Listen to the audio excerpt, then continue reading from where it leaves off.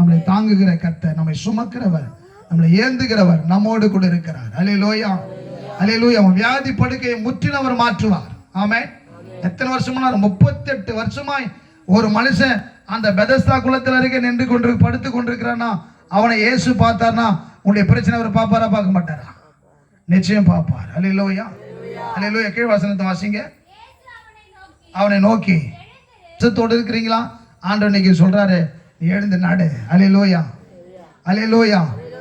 ஏன் தலை குனிந்து கூனி குறுகி போயிருக்கிறாய்? எழுந்து நடு. கர்த்தர் உன் தலையை நிமிர செய்வார். ஆமென், அல்லேலூயா.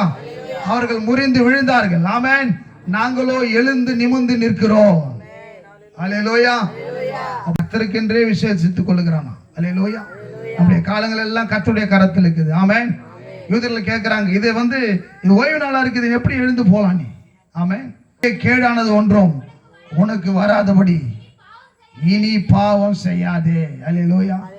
அருமையான கர்த்தருடைய பிள்ளைகளை, இன்றைக்கு ஏன் அநேகருக்கு வியாதி, மரண வியாதி, ஏன் போராட்டம், ஏன் உங்களுக்கு விடுதலை இல்லை?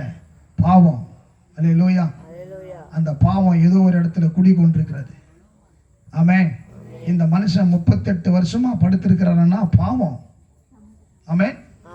கண்களின் நிச்ச, மாம்சத்தின் நிச்ச, ஜீவனத்தின் பெருமை, இதெல்லாம் நம்மளை விட்டு ஒழியணும். அல்லேலூயா. காலையில் எழுந்த உடனே நம்ம ஃபுல்லா சுத்திகரிக்கணும். ஆமென். ஆண்டவரே, என் பாவத்தை எல்லாம் மன்னிங்கப்பா, அந்த நாள் எனக்கு ஆசீர்வாதமாய் ஜெயமாய் பரிசுத்தமா வாழணும் ஆண்டவரேன்னு சொல்லி என்ன பண்ணோம்? செபிக்கணும். ஆமென். சில பேர் பாவம் செய்யும் போது அவளை கடிந்து கொண்டோம்னா அவங்களுக்கு பிடிக்காது. யாராவது ஒருத்தர் தவற சுட்டி காட்டோம்னா அவங்களுக்கு பிடிக்காது. அல்லேலூயா, அல்லேலூயா. கர்த்தருடைய பிள்ளைகளை, நீங்க செய்த பாவங்கள் கண்முன்னே நின்று கொண்டிருக்கிறதா? அந்த பாவத்தை ஜெயிக்கும்படி இயேசு உன்னோடு கூட இருக்கிறார். அல்லேலூயா.